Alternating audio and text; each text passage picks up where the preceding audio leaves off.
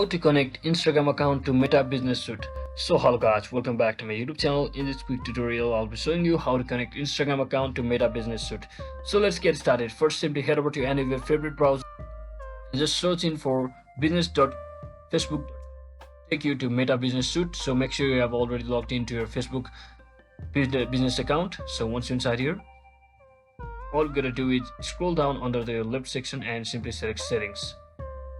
And once you're inside here, you can see the account section. So right under the account section, you can also see the Instagram account. Just tap on this. So from over here, just click on add and wait for a few seconds and simply agree to the terms and condition and simply add an Instagram account.